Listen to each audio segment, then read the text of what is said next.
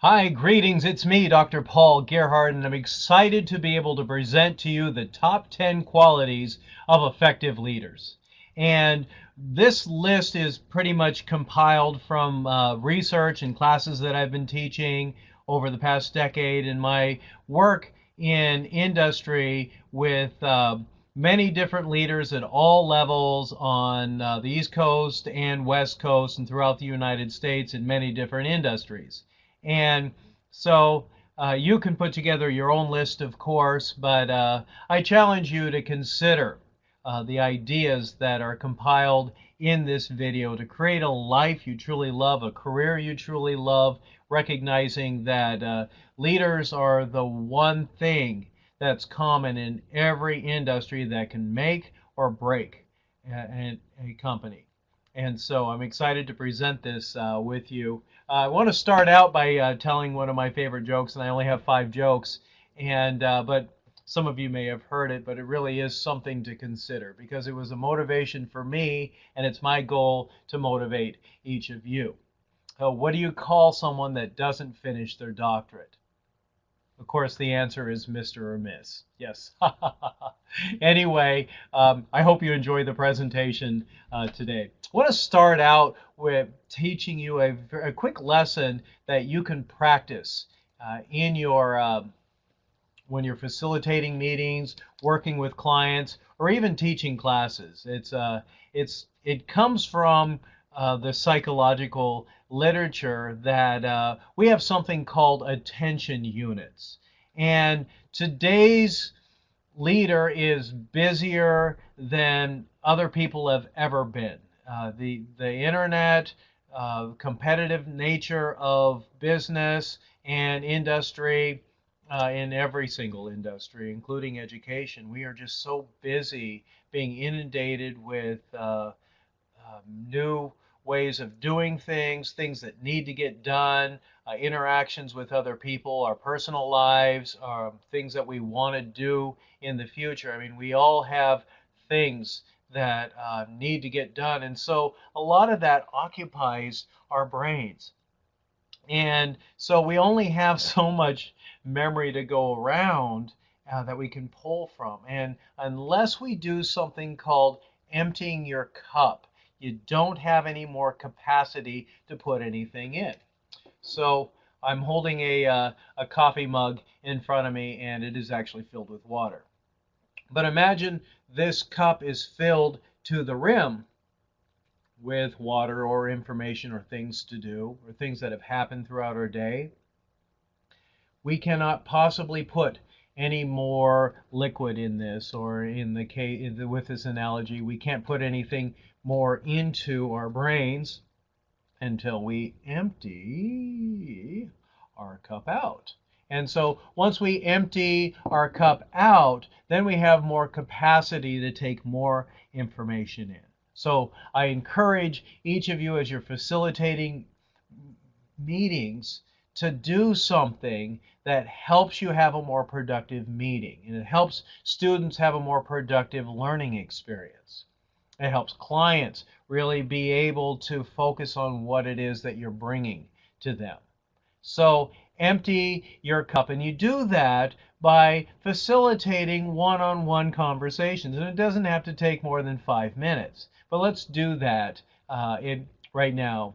And think about, you could write down things that have happened for your day, in your day. You can journal this. If you were in a meeting with me face to face, I would ask you just to turn to the person next to you and just talk about your day for 5 minutes. That 5 minutes, even though it seems like an awfully long time in your meeting, it will help you actually have a more productive meeting because you've got clearer minds. So talk about what has happened, what's on your mind, what are you going to do in the future, what are your plans, and what kinds of things have you accomplished throughout the day. That's emptying your cup. So practicing that with an open mind, it helps you clear up attention units in your brain, and it allows you to be more open to learning new things and taking in more information so that you can process it and collaborate better with your teammates. So most of you probably know my story if you've had me in a class.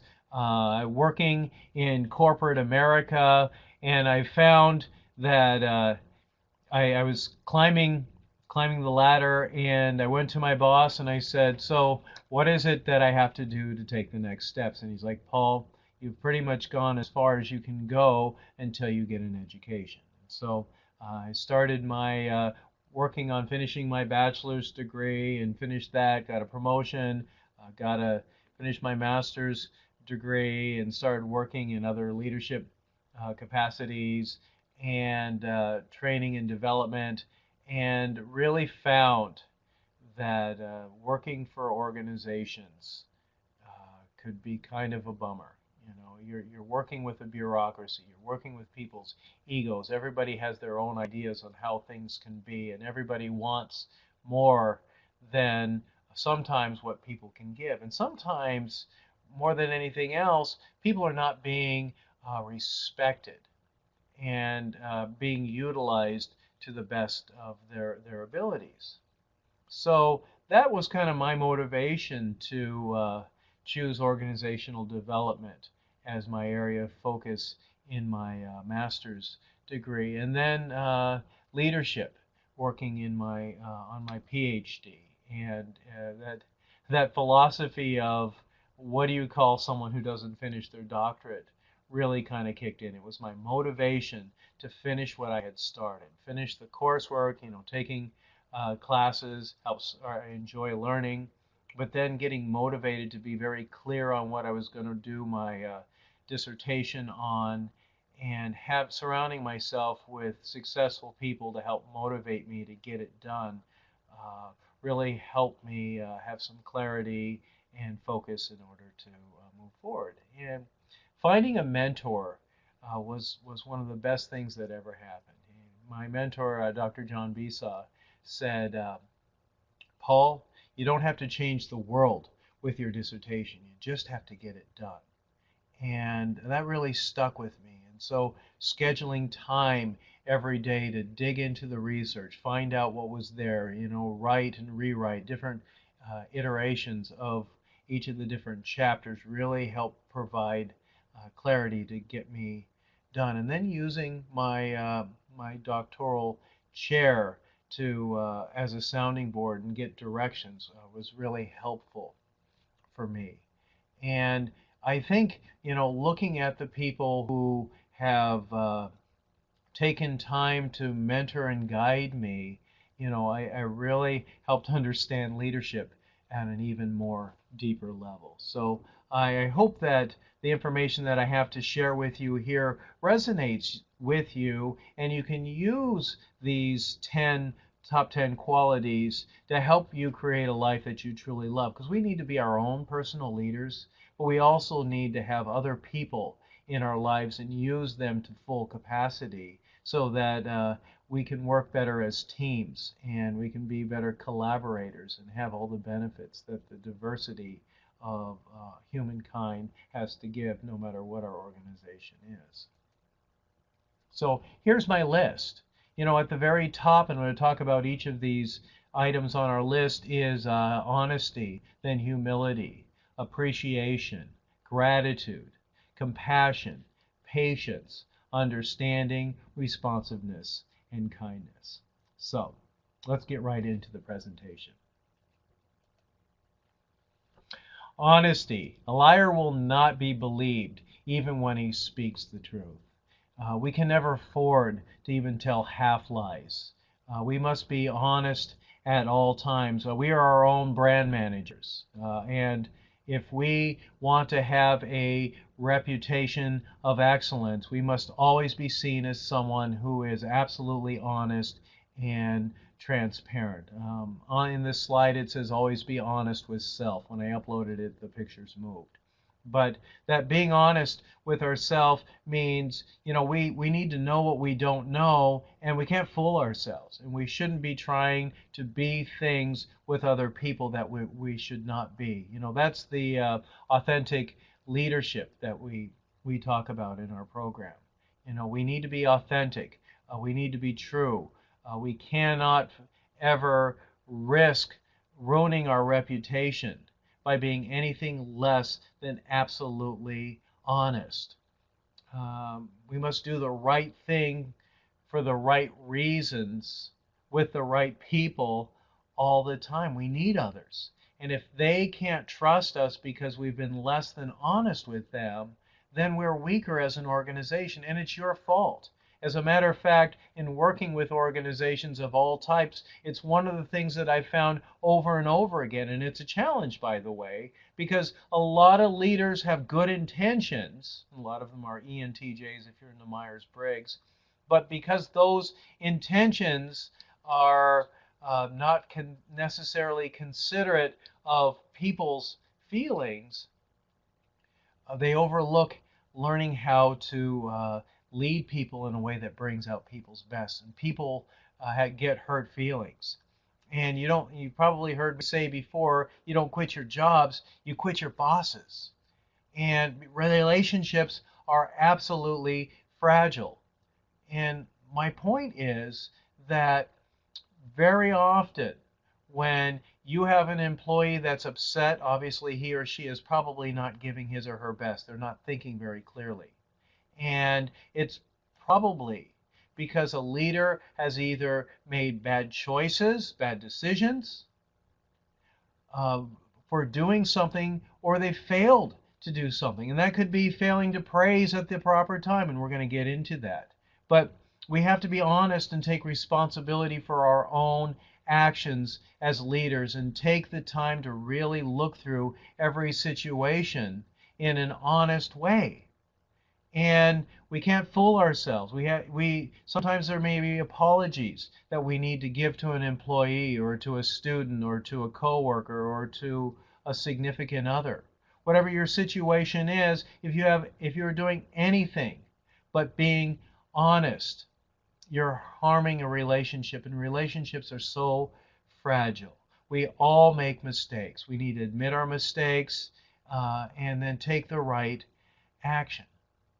So that really means keeping our egos out of things, and owning what's ours to own. We can't own things that's not ours to own. But, every situation that comes up, we always must be honest with ourselves and take a deep look at how our actions or inactions have affected what's going on. We can't undo the past, but we can create a better future. And sometimes it starts by just simply admitting, I made a mistake, I apologize. How can we move forward? I need to hear more from you. So I ask you to really consider the benefits of being honest. There are people in my workshops when we do a total honesty practice where people are admitting things that they have done in the past. Sometimes people will have stole a candy bar when they were 14 years old. But then they can move on and start talking about other things that are even bigger and deeper. Maybe they did something unethical at work, or maybe they got away with something, but it's eating at them all the time, or they lied about something and they have to live this lie and try to remember the lie with their colleagues. And that has a way of physically wearing away on people. And so if you can be honest at all times, you don't have that in the back of your mind draining your energy. When we only have so much energy, and when we have things because we've been dishonest or a little bit dishonest with things that are draining our energy, it makes us look older, it tires us out. And it's amazing how when people just come up with the truth and just admit that they've made mistakes, it actually earns more respect among people. And it lightens your load a little bit. As a matter of fact, people physically lose weight when they start being more honest, and they look younger when they start being honest. So our brains control our physiology, and our bodies and minds work together. But if we are doing things to make our lives harder by not being honest at all times, we're physically not only hurting our relationships, but we're also harming our own selves. So I ask you to maybe right now, pause this video and make a list and really think about people who you've lied to in the past and call them up and apologize if you've got the guts to do so. And it's got to be a genuine, authentic apology. I'm sorry, I lied to you about this specific thing. I just want to come clean because you're an important person in my life. Maybe you have colleagues that you've lied to, or maybe you've lied to your boss, and you might find that being absolutely honest with a person actually works in your best advantage, and it builds stronger relationships and more trust. And you absolutely have to have trust in every relationship. Trust is the glue of all relationships, and you can't have that if you're not being honest. I always tell my clients and my students, we all have BS meters deep down inside, bologna sandwich. And those BS meters tell us when people are being authentic with us, and they tell us when people are being honest with us. And we know in our heart of hearts when people aren't being honest. So being honest with people makes the relationships gel a lot easier. And we can have better flows of information because there's more trust there. And when there's more trust, there's better collaboration. So always be honest. Take time. Stop the video right now. Create a list of people that you've been dishonest with. What were those lies or partial lies that you've told? Even a partial lie is still a lie, and it still eats away. Get it out of your brain. Let it go. Ask for forgiveness and build meaningful relationships. This second one is a wonderful quality. It's humility. It's the state of not thinking you are better than other people. Very often, we take on a leadership persona that we think is the right thing to do.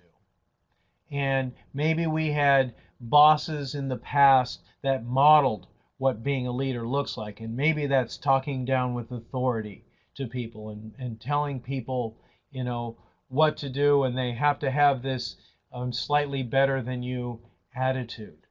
And that's what makes a good leader. But that's a paradigm. The fact of the matter is we're all brothers and sisters on the face of this earth.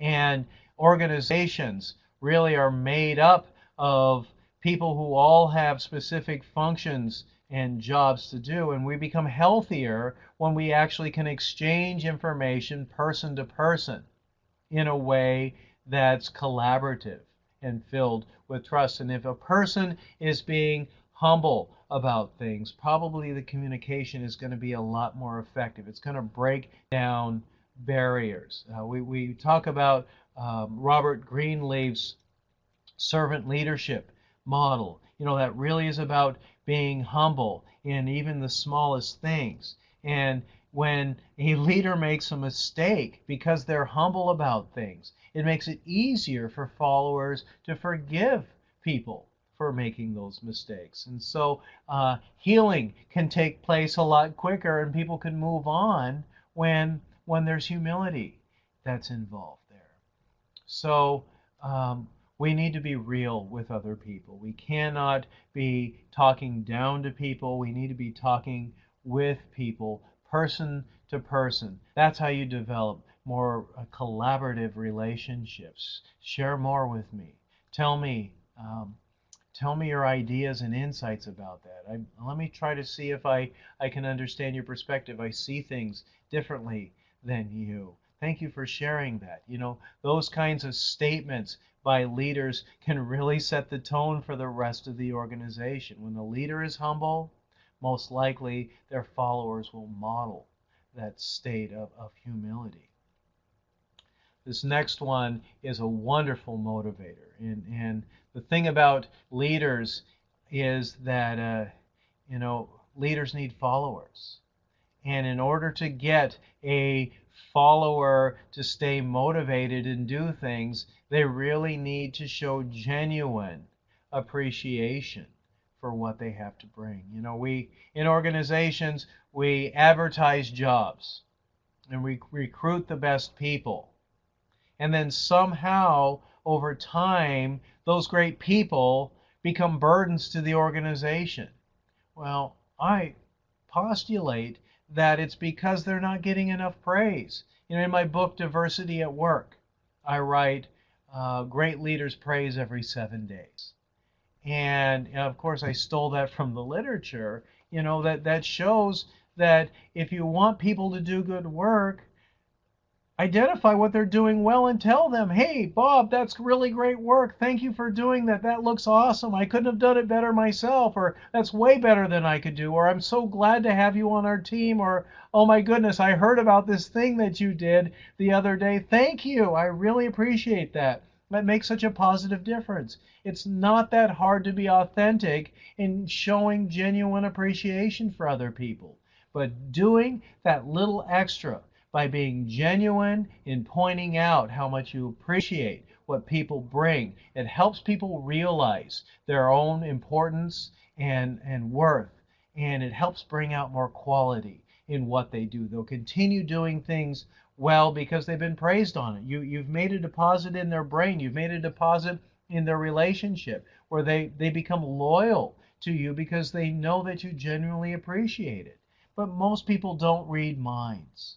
You may genuinely appreciate them, but tell them often. Be authentic about it. They will be motivated most likely when you're being genuine in giving appreciation to other people. Thank people on a regular basis. I like to think about appreciation as nourishment for helping people thrive and grow. I think appreciating others is one of the main keys to organizational success, and I don't think leaders do it enough. I think leaders are so busy doing business as usual that they forget the most important part of an organization, the customers and the employees. When employees feel appreciated, they're going to show it to their customers. No matter what the level is of your organization, there's internal and external customers in an organization. Remember to show genuinely appreciation to every person that you come in contact with. And you got to be real about it. As I mentioned before, you have BS meters inside, but make it your goal every day to show appreciation to 10 people. Why do you appreciate these people? The more on a personal basis. I mean, if you wake up in the morning and say, wow, I've got a lot to be appreciative for. And we're going to talk about gratitude here in a minute because it's a little bit different. But really appreciating what you have helps you have more of what you have. Appreciating good people and the work that they're doing helps cultivate more good work that they're doing. People don't quit their work, they quit their bosses. Nobody wants to leave bosses when they're loyal to them. People will find a reason to stay and adjust their own situations financially or physically when they feel appreciated. So appreciation is a powerful motivator to change actions of people. And it starts with gratitude. And a lot of people use the words gratitude and appreciation synonymously, but they're a little bit different.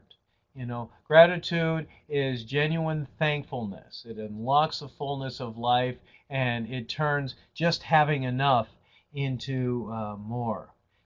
Every person needs to recognize their own genuine worth, and being grateful to other people really helps you leverage the diversity that each of us brings. When I teach diversity workshops, I'm always saying we're all diverse. It is about color of skin. It is about culture. But it's so much more. We're all in here, and we all have things that make us genuinely unique. But when a leader is grateful for a person's uniqueness, it tends to help bring out more. So gratitude is the basis from where appreciation grows and flourishes. We can be grateful for something without appreciating it, and that's what's really important. Like we can be grateful for having food on our table, but we can have appreciation for the beauty and the fragrances and the taste and the nutrition and the appreciation that's in there. And so it's a magical combination that starts with gratitude. Start your day by having an attitude of gratitude. You physically ground yourself with a trigger that makes you become grateful for what you have, because that's what's going to create abundance in your life. When you wake up and you put your 2 feet on the ground, start your day with a gratitude list. Think about what you're most grateful for. I'm grateful for this house. I'm grateful for my spouse. I'm grateful for having such wonderful children. I'm grateful for having a great boss. I'm thankful for City University. I'm thankful for the awesome professors that I have. I'm grateful for the lessons on creating APA, because I know that's going to help me write a dissertation that gets through a lot quicker, and I can be a doctor. I'm grateful to have a great job. I bet you can come up with 100 things every single day that you're grateful for, and that gratefulness is going to plant a seed in your day that will help you have more abundance in your life. So take time every day to start it out with a list of things that you're grateful for, and create more abundance in your world. It's amazing how an attitude of gratitude can change your life. How we see things affects what we do, which affects what we get. I know you've heard me say that before. It's my favorite lesson, but it's so true. If you're grateful for things and you really see yourself as being grateful for it, it changes what you do, and it's our actions that get things done that create that abundance, that create better relationships. When you're grateful for your spouse, you'll probably be treating them better, and so you have a better relationship. And when you're grateful for having wonderful employees, it probably makes you see them differently, and you'll treat them differently, which helps get better results. When you're grateful for having wonderful kids, you're probably treating them like you're grateful for them, and you probably have better interactions. They want to spend more time with you. So having this foundation of being grateful is so vital. Compassion. Some of my favorite historical leaders are fellow INFJs in Myers-Briggs world. Mother Teresa, Jesus, and Gandhi. These are people who epitomize being compassionate, and having a genuine sympathy and desire to help other people helps build meaningful relationships. It moves people into better situations. If you are a leader of an organization and you're having compassion for who your customers are, and you're treating your employees with compassion and pulling your ego out of things, you're doing things like showing a genuine concern for their health and safety and their success. And can you imagine when you are compassionate for people and it changes your behaviors of others? You're leading by example. What are they doing to their best customers? Are they helping them more? Probably. What are they doing to their colleagues? Because you're setting a tone of compassion, it's probably helping those employees create a workplace where people feel safe to collaborate in. Ultimately, we want our customers to not even look at our competition. We want them to choose us first because they feel like they're in a great place, and they become raving fans, and the raving fans are our best marketers. Word of mouth is by far the best advertising for any type of organization, but that's got to be earned. And when we just take some time to really be empathetic about people's situation and really treat people as they wish to be treated, that's the platinum rule. Not how we want to be treated. We're all different, but how they wish to be treated, because we understand them.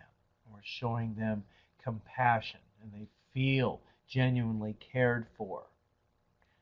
That's what's going to make that difference in earning loyalty with people, and it's got to be earned. Connected, all of these traits are all connected. So I just want to review these really quickly. So I've gone over the top 5. Number 1 is honesty. You have to be absolutely honest, absolutely, all the time. And that includes being honest with yourself about things. What is your role in things? Do you owe people an apology? Did you fail to take action, or did you do something that was wrong? Clear that up. Build strong relationships that are filled with integrity, because you're absolutely honest. People know what to expect from you. They're not questioning your authenticity. And you do that with being absolutely honest. Humility, being that servant leader. Are you talking to people, or are you talking down to people? Talking down to people creates barriers. Talking with people helps create connections. So be humble in your interactions with people. We're all brothers and sisters. We are not better than other people. Everybody has something unique that we can benefit from. And when we're humble, we bring that out. Connected with that is appreciation. Showing people genuine appreciation motivates people to do more of it. So don't forget, just don't assume. I had a boss that said, Paul, I don't need to say thank you. Your paycheck is thank you. And I thought, what the heck? But when people stop and just take time to be genuinely appreciative of things that you're doing, it helps them see the world a little bit differently. So thank people on a regular basis. Be genuine. Be authentic. We all have BS meters deep inside of us. We need to remember that human element, and when we all have the power to influence other people with what we do and what we don't do.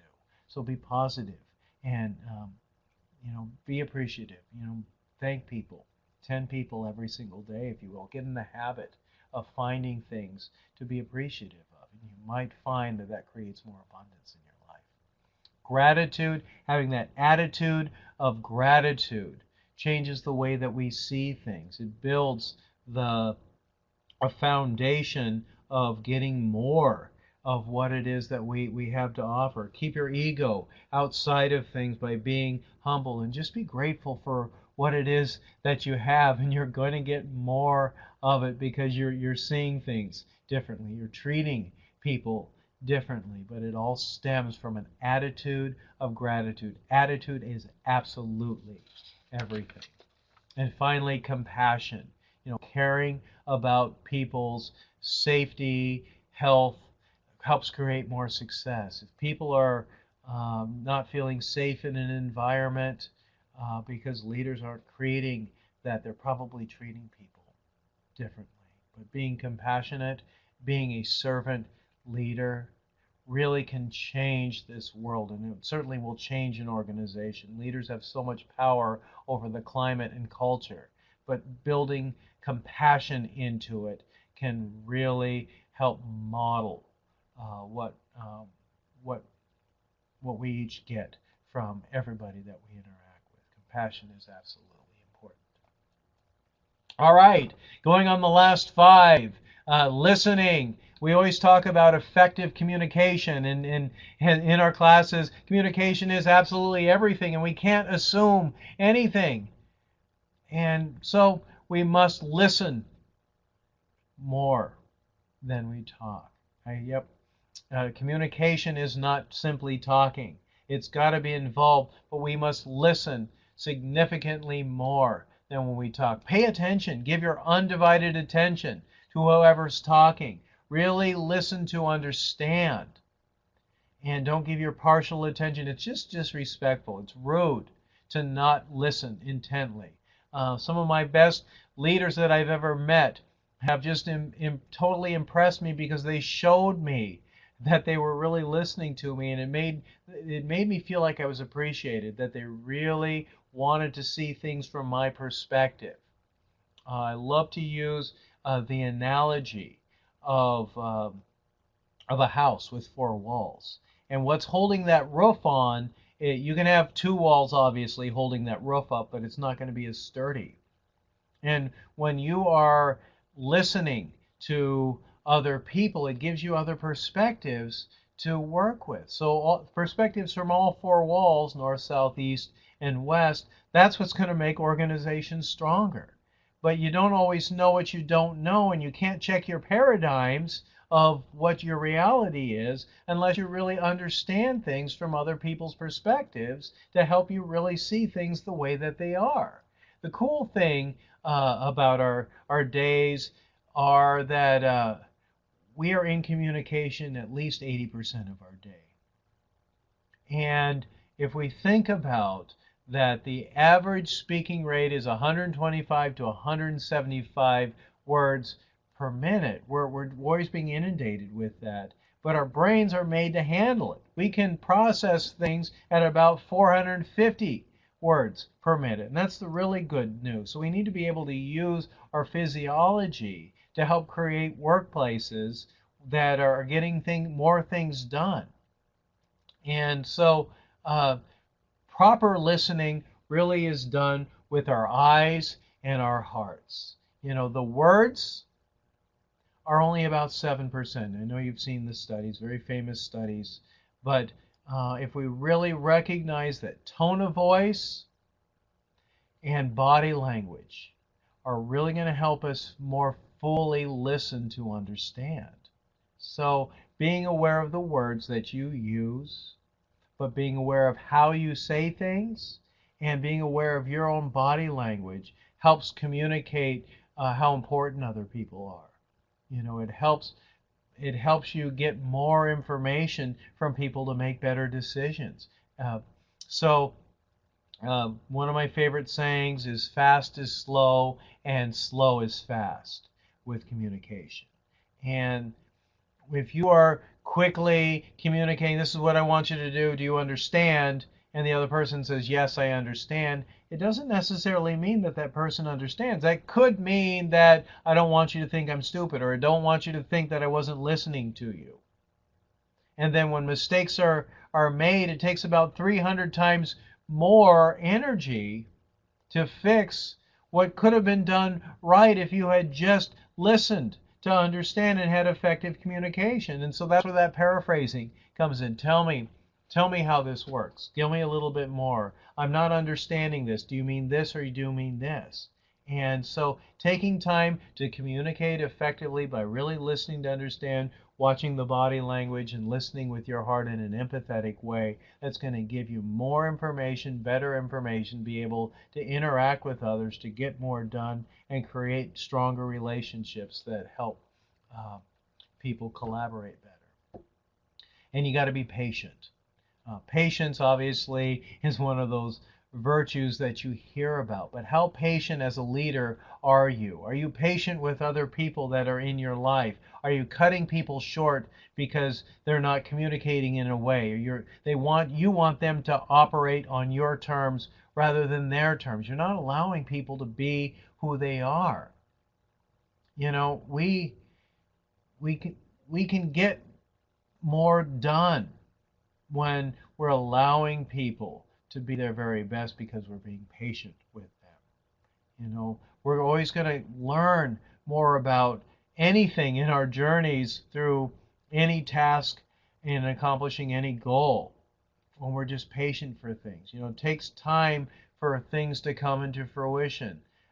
Babies, for instance, it takes about 9 months. You know, being patient, knowing that they're going to be born and you're going to have a new family member in your life to bring you joy if you cultivate those relationships right.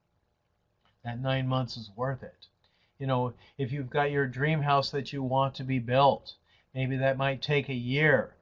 But being patient and allowing the carpenters to build things right and well because you're not rushing them and you're allowing them to use their talents will allow you to really have the benefits of things to be done right. But isn't it the same way with working on teams? Usually when you allow people to give their best by being patient, you're going to probably get results that are much better than what you imagined. So practice giving your best, allowing people to give their very best by being patient. Related to that is understanding. The ability to have accurate knowledge of people's behaviors or beliefs. And so being a leader doesn't mean you have to be an expert on everything. Hire experts to help you know what you don't know and to do things that you don't have the ability to do. And showing understanding about what's going on helps build trust and loyalty. And you need to surround yourself with people who are loyal, but you've got to cultivate it. And you cultivate that loyalty with giving genuine understanding. Don't defeat yourself by ruining relationships by not being understanding. Give understanding, be understanding. I talked about fast and slow. We don't always know what we don't know. So take time to just be understanding. When people make mistakes, don't beat people up with those mistakes. That's part of the process for growing. We all make mistakes. And when you allow people to make mistakes and learn from them by being understanding, it will help create a culture where people are more forgiveness. And even more so, when a leader makes mistakes, that people will be quicker to forgive that and help make those mistakes, the lessons learned from those mistakes, benefit the organization. So understanding is a very, very powerful attribute of leaders. And we have to take the time to stop and listen and understand and be understanding, because that's going to help cultivate better teams. And then responsiveness. It's so important. If you're not doing the right thing at the right time with the right people, you're not getting things done. And we have to respond, get things done in order to get results. And we can get amazing results when we have a solid plan in place and we've involved other people in making those decisions, and we're looking at things from every angle, and people are giving their best because you have trust and loyalty there, because they want things to happen right. And as a leader, then you can put the pieces in place and respond properly to accomplish those goals. Everything is interconnected. We got to have the right benchmarks in place. We got to have celebrate success at the right time so that we get more successes. But we need to be responding appropriately in order to get things done. Everything is connected with time. How we use our time is the thing that makes the biggest difference. So have a plan of action, prioritize things appropriately, involve the right people in the decision-making process, then respond appropriately. Have the right strategies and systems in place.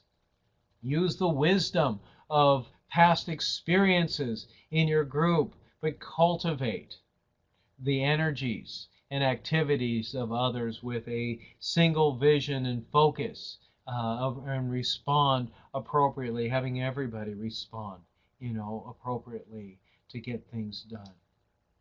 And I think the glue to relationships is this number 10 item. Kindness, the quality of being friendly, generous, and considerate. One of my favorite authors and sages is the late, great Maya Angelou. She says, people will forget what you said. People will forget what you did. But people will never forget how you made them feel. So really be kind at all times to everyone. And I said all times. There's never a reason to be mean. There's never a reason to not treat people with respect. Every individual needs to feel genuinely respected and appreciated. So just be kind with other people. If you're a boss, be kind to your people. If you're an employee, be kind to your boss. We each create the dynamics of our own relationships. It doesn't matter what other people say. how we manage those relationships is what matters. If we are treating people, taking the time to be kind to other people, they'll remember that. They'll remember the feelings that you helped create because you were just kind. There's never a reason not to be kind to other people. When you're feeling anger, take a step back. Let the anger go, but not on other people. Be kind and considerate of other people, and that will help create stronger relationships where people will want to give their best. So always be kind to other people. One of my favorite theories, I'm a theory geek, is the Pygmalion effect, the self-fulfilling prophecy. I always tell my students, I'm so lucky to work with the smartest people. And I genuinely mean it. And because I'm being kind in offering compliments to people, they do it. And I'm being kind by saying, I love the fact that you have perfect APA formatting. That'll serve you well when you're working on your dissertation. Thanks for practicing that. So that appreciation combined with kindness really pays off. In relationships, you can do that with your spouse. I love having a spouse that is, whatever qualities of kindness, that is kind and thoughtful. You probably will get more kind and thoughtfulness from your spouse, and the same thing with your employees. Being kind to employees helps create a culture of kindness to other employees. So being kind kind of helps solidify relationships, and there's never an excuse for not being kind to other people. As a matter of fact, there's a biblical saying that talks about pouring fiery coals over your enemy, and just being kind to people who are not kind to you changes the dynamics. It takes two to have conflict. But if you are offering kindness to another person, you're taking a higher road that changes the dynamics of that relationships, and it allows win-win situations to come to fruition. So if you are being mean, you're throwing fire at your opponent. You're creating enemies. It's the ego that creates a lot of conflict in almost every situation. Pull your ego out of it and just show kindness for other people, because we really are all just brothers and sisters, and everybody has a job to do. And being kind to other people will help create a situation where people will feel more appreciated. And so think about how your actions affect other people. And if you are being kind, it might make people happier and might help motivate people to want to give their very best, help them roll out of bed in the mornings and come to work with a smile on their face because they know that they're appreciated because their boss is kind. So here's a review. The top 10 qualities of effective leaders: being honest absolutely at all time, being humble, talking with people, not down to people. Keep your ego out of things. Building trust because you're humble. Of genuine appreciation, praising people every 7 days in an authentic way, using the specifics about what you're appreciative of what people do will help people do that more often. Gratitude, having that attitude of gratitude will help cultivate more of what you have. So start that list every morning. What are you grateful for? Create a culture of people with positive attitudes. So be grateful with it. That will help get you more of what you're grateful for. Having compassion with other people, will create safety, and it will make people be able to show compassion to other people, and that helps you create raving fans ultimately in your organization, and you get that word of mouth advertising that's earned because people feel like they're working in an organization, or they're buying products or services from an organization where people truly care. Listening is the biggest deposit we can make with other people, and we're listening with our hearts, and we're listening with our ears, of course, and we're listening with our eyes. Are we watching the body language? Are we being careful about what our body language is saying to other people? not listening to other people is absolutely disrespectful, and then we're missing out on opportunities to see things differently. And by practicing patience with other people allows people to give their very best, and things probably will turn out even better than you expect because you've been patient. It takes time for things to come to fruition, for things to emerge that need to emerge, for systems to be developed that will help make the organization stronger. So you have to have patience and allow things to come at their proper time. Giving understanding to other people allows people to make mistakes and learn from those mistakes rather than burying their mistakes and hiding them, which may cause more problems later on. Build trust by giving genuine understanding. You seeing things differently from other people's perspectives helps you make better decisions because you have better information to take in.